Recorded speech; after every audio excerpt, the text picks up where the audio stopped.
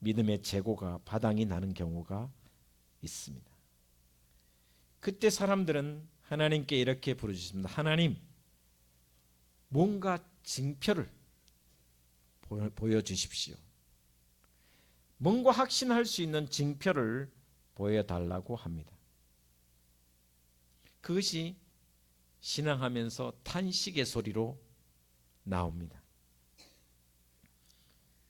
어떻게 보면 이것을 부정할 것이 아니라 이런 탄식과 이런 부르짖는 기도가 누구에게나 있다라는 것입니다. 왜냐하면 신앙하면서 불평 한 번 안 하고 원망 한 번 하지 않고 끝까지 가는 것은 불가능하기 때문에 믿음의 조상 아브라함도 때로는 희망이 가득 차기도 하고 그리고는 절망이 오기도 하고 때로는 용기 있게 추진해 달려가다가 갑자기 좌절이 찾아오기도 하고 불신앙과 믿음이 교차되면서 끊임없이 왔다 갔다 합니다. 현실과 이상이 교차되는 경우가 참 많았습니다. 지난 주일 아브라함이 말도 안 되는 전쟁에서 승리했습니다. 318명으로 수만의 군대인 그돌라오멜 연합군과 싸워서 승리하게 됩니다. 그리고는 자신은 그 실오라기 하나라도 취하지 않고 들매끈, 신발끈 하나도 취하지 않는 위대한 신앙으로 마무리를 지었습니다. 그러나 다시 위기가 찾아왔습니다. 승리한 후에 찾아온 신앙의 위기입니다. 신앙생활 하다 보면 승리한 이후에 성취한 이후에 위기가 찾아온다. 그것은 경험으로도 이것은 신앙이 아니더라도 세상에서도 끊임없이 일어나는 이야기입니다. 아브라함의 그 신앙의 여정을 보시면 갈대아 우르에서 떠났습니다. 하란에서 정말 여기가 좋사오니 머물렀습니다. 그러다가 아버지 데라가 죽은 후에 다시 하나님의 말씀이 떠올라 가나안으로 갑니다. 갈 바를 알지 못하고 떠났던 이 가나안 땅에 들어와서 곳곳에서 가는 곳마다 하나님께 제단을 쌓고 예배를 드렸습니다. 그런데 그 땅에 기근이 찾아왔고 위기가 찾아왔고 그는 애굽으로 하나님의 말씀과 하나님의 뜻과는 상관없이 자기의 생각대로 자기의 옳은 대로 애굽으로 내려가서 큰 위기를 겪습니다. 거기에서 바로에게 자신의 아내를 누이라 속이고 바쳤습니다. 하나님이 바로에게 재앙을 내리시고는 아브라함이 깨닫습니다. 다시 하나님의 말씀으로 하나님의 약속을 붙잡고 올라가야 되겠다. 그래서 베델에 올라와서 신앙으로 예배하며 제단을 쌓으며 하나님의 이름을 불렀더라고 합니다. 이런 승리 후에 이런 믿음의 경험 후에 다시 조카 롯과 갈등이 있었습니다. 하나님을 다시 바라보게 되니까 마음이 믿음이 풍부해졌고 믿음의 재고가 남아 있었습니다. 그래서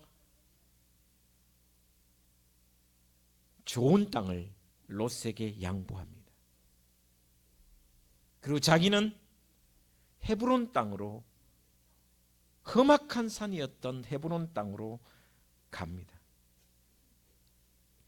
그리고 얼마 후에 롯이 잡혀갔다는 소식이 듣고 모든 것을 빼앗겼다는 소식을 듣자마자 318명밖에 되지 않은 자신이 길러온 용병을 데리고 그돌라오멜과 전쟁합니다. 여러분, 신앙은 끊임없이 이런 굴곡을 겪습니다. 올라갔다 내려갔다 올라갔다 내려갔다. 믿음은 이상적이지 않습니다. 주여 내가 믿습니다. 그러고 나면 평탄한 길이 있고 올라가는 신앙만 있다? 그것은 거짓말입니다. 무지개 빛이 될 수가 없습니다. 믿음의 조상인 아브라함도 끊임없이 반복적으로 올라가고 내려가는 신앙의 굴곡을 겪습니다.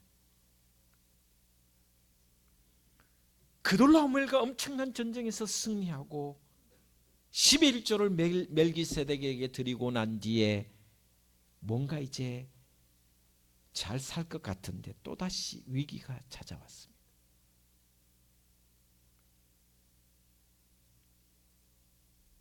신앙의 위기 첫 번째는 두려움이 찾아옵니다. 두려움이 찾아왔습니다. 318명으로 엄청난 전쟁에서 승리했는데 그돌라오멜 왕이 그대로 살아있어요. 그들의 군대도 다시 조직이 됐어요. 그돌라오멜과 연합군이 아직도 버젓이 있어요. 돌아보니 내 주위를 돌아보니 나를 도울 사람이 없는 거예요.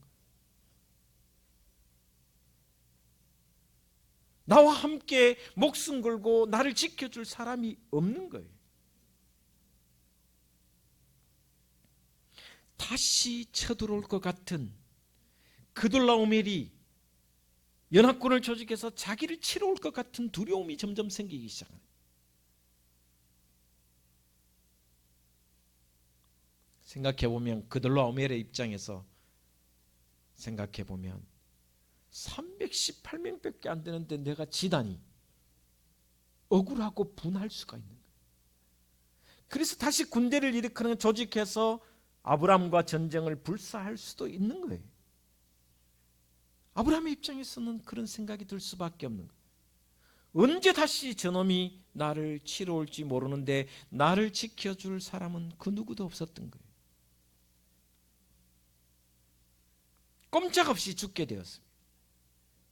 더군다나 군대가 변변치도 않았지만 성벽이 있는 것도 아니었습니다. 아브라함은 천막을 치며 떠돌이 삶을 살았습니다.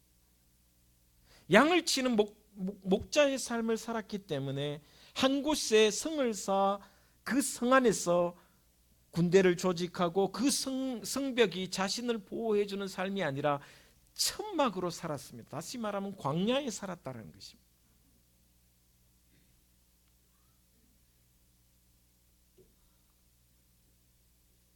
무기도 변변치 않았습니다. 그때부터 아브라함이 하나님을 바라보는 것보다 주위 환경이 더 크게 와닿았습니다. 주위를 살피니 자신을 보호해 줄 아무것도 없었고 두려움이 찾아왔습니다. 이것은 아무리 신앙이 깊고 성숙한 신앙의 삶을 살아도 누구에게나 찾아옵니다. 엘리야를 한번 생각해 보십시오. 갈멜산에서 바알 선지자와 아세라 선지자 850대 1로 기도해서 승리했습니다. 하늘에서 불이 내려 모든 재난을 불살랐고 그리고 그 850명의 선지자 중에 450명을 기손 시내가에 데려가서 다 죽여버렸습니다. 이것은 놀라운 은혜였습니다. 대단한 믿음이었고 대단한 용기였고 위대한 승리였습니다. 그런데 곧바로 어떤 일이 생겼냐? 아합 왕의 아내 이세벨 왕비가 너무 분해서 자신이 섬기던 신의 선지자들이 다 죽어나가니까 한마디 뱉었습니다. 내 이놈을 그냥 두지 않겠다. 반드시 죽이겠다. 한 여인의 이 말이 엘리야에게 들렸습니다. 그때부터 엘리야는 두려움에 사로잡혔어요. 왕비가 했던 한마디가, 자신을 죽이겠다는 그 한마디가 두려움에 사로잡혔어요. 그래서 그는 도망가기 시작했어요. 로뎀나무 아래에서 죽기를 하나님께 기도했습니다. 하나님, 나를 죽여달라고. 두려움이 찾아왔다. 조금 전까지만 해도, 얼마 전까지만 해도 하나님의 놀라운 은혜와 놀라운 하나님의 능력을 경험했는데 돌아서 보니 너무나도 두려웠습니다. 마찬가지 아브라함이 그랬다라는 것입니다. 여러분에게도 이런 두려움이 찾아올 수 있다라는 것입니다. 저도 마찬가지입니다. 승리 이후에 찾아오는 위기가 있을 수 있다. 소망을 이루고 뭔가 은혜를 입은 것 같은데 그 다음에 찾아오는 산 넘어 산, 겨우 강을 건넜는데 또 다른 산이, 더 큰 산이 밀려올 때가 있다라는 것입니다. 아브라함에게 찾아온 두 번째 위기가 뭘까? 허무주의입니다. 아브라함이 이런저런 사정으로 가나안 땅에 온 지 10년이 훨씬 넘어갔습니다. 그동안은 하나님이 자신에게 베풀어 주신 소소한 은혜가 있었고 베풀어 주신 사랑이 있었기 때문에 세상의 사소한 것들을 포기할 수 있었습니다. 세상의 것들을 내려놓을 수 있었습니다. 조카 롯에게 기름진 땅을 양보했습니다. 왜?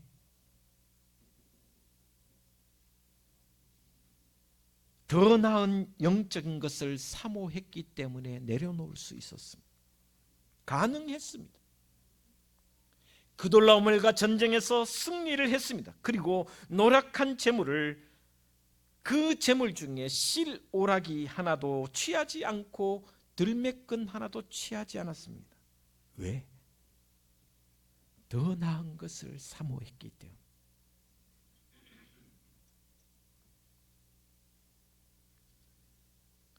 믿음이 있었기 때문에 믿음으로 세상을 바라보았고, 믿음이 있었기 때문에 믿음으로 하나님을 바라보았고 영적인 삶을 살 수 있었습니다. 그런데 시간이 흐르면서 점점 희미해지기 시작했습니다.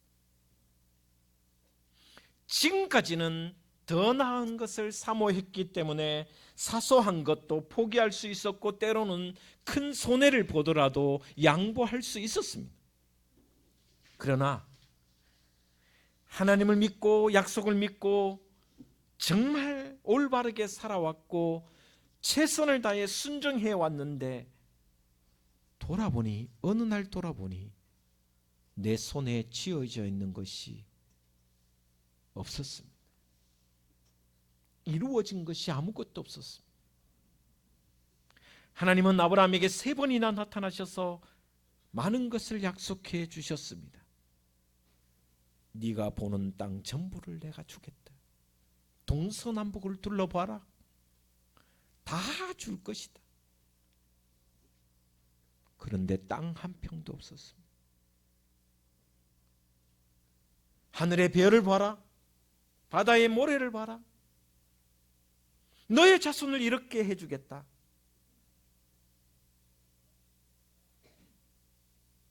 그런데 자식 새끼 하나 없었어. 이 나이가 되도록. 누구는 결혼하면 순풍순풍 아들도 잘 낳고 자녀도 잘 크는데 왜? 하나님이 약속해 주셨는데. 그러면서 점점 자신감도 약해졌습니다.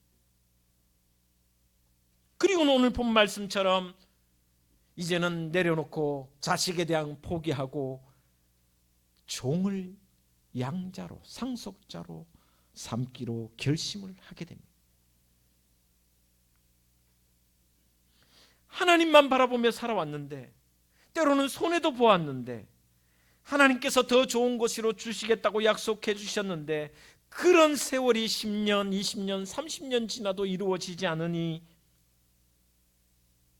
이제는 내 손을 펴보니 아무것도 지어진 것이 없었습니다.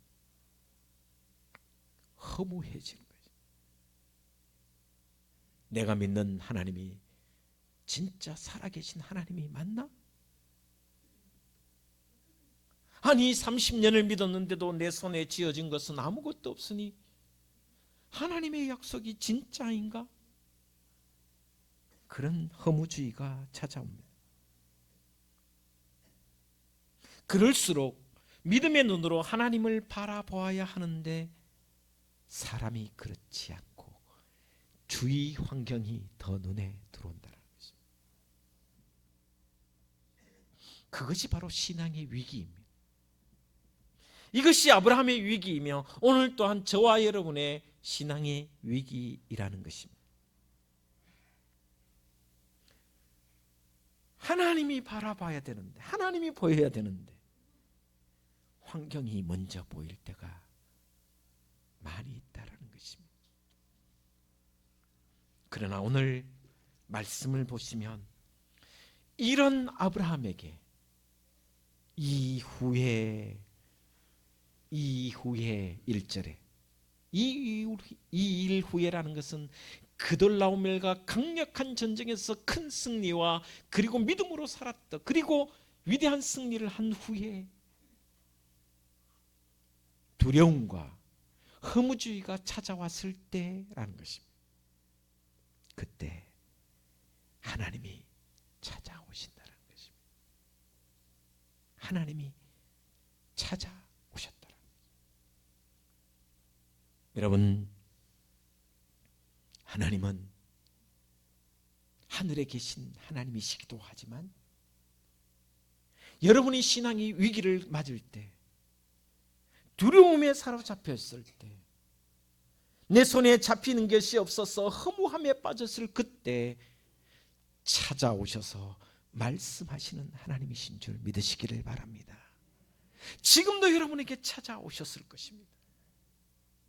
오셔서 말씀하실 것입니다.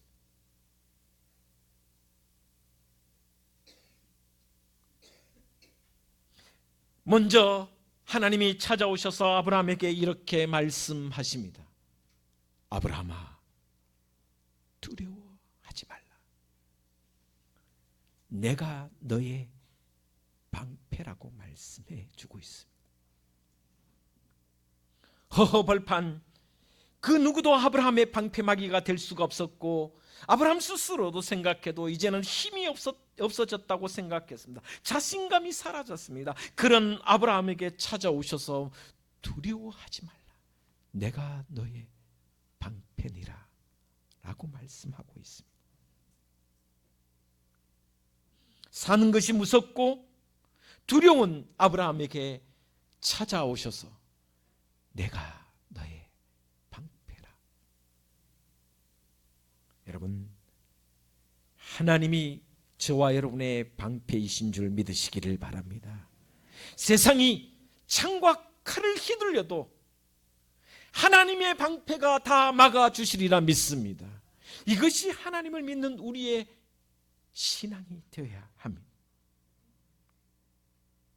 전능하신 하나님, 모든 것을 하시고 모든 것을 이루시는 그 하나님, 전능하신 하나님이 오셔서 아브라함에게는 318명 뿐이었지만 보이지 않는 하나님의 군대는 천천히요 만만히 우리를 둘러싸 진치고 계신 줄 믿으시기를 바랍니다. 이것이 하나님의 은혜입니다. 너는 복의 근원이 될지라. 너를 축복하는 자를 내가 축복하고 너를 저주하는 자를 내가 저주하리라. 이 말씀은 아브라함에게 주신 영원한 말씀이기도 하지만 저와 여러분이 주신 영원하신 말씀인 줄 저는 믿습니다. 내가 너의 방패다. 이 믿음으로 살아가시는 저와 여러분의 신앙이 되기를 주의 이름으로 축복을 드립니다. 너를 공격하는 자는 나의 방패에 부딪혀 패할 것이다라는 말씀입니다. 두 번째 아브라함에게 주신 말씀입니다. 두 번째 아브라함에게 주신 말씀은 아브라함아 두려워 말라.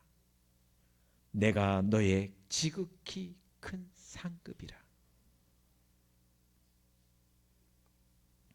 너에게 땅 한 평도 없고 자식 하나 없어도 너의 순례자의 길은 힘들고 지치는 길이지만 너와 나의 깊은 신앙의 우정이 너의 아픔을 채우고도 남을 것이다 라는 말씀입니다. 그러니 내가 너의 큰 상급이라는 것입니다. 여러분, 하나님이 주시는 가장 큰 복, 물질의 복, 건강의 복 물론 중요합니다. 그러나 최고의 복은 하나님 그 자체가, 당신 그분 자신이 최고의 복이라고 말씀해 주고 계신다는 것입니다. 내가 너의 상급이라, 내가 너의 모든 것 되어 주겠다라는 말씀입니다.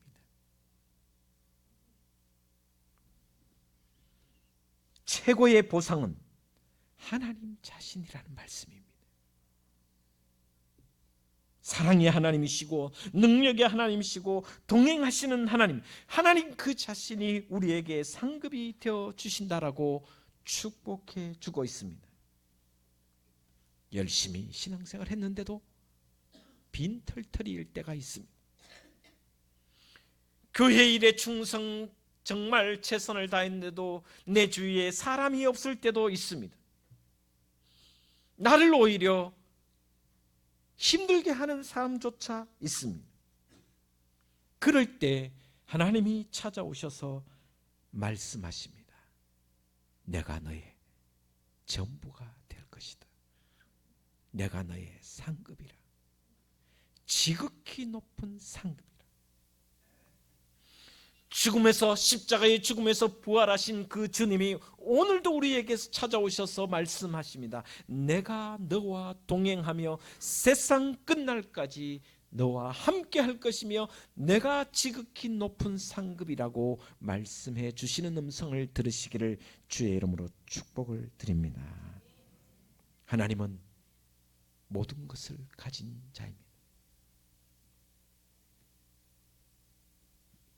하나님이 나와 함께 하시면, 하나님이 나와 함께 하시면 모든 것을 소유하신 그 하나님의 것이 내 것이 되는 줄 믿습니다.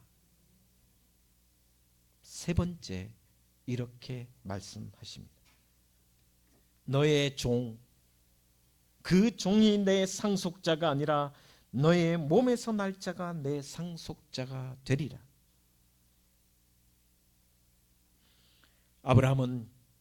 아브라함도 혈과 육으로 살아가고 있기에 기다리다가 지칠 수밖에 없었습니다.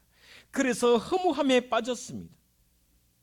그런 아브라함에게 하나님은 아브라함을 데리고 천막 밖으로 데리고 나갑니다. 그러면서 이렇게 말씀하십니다.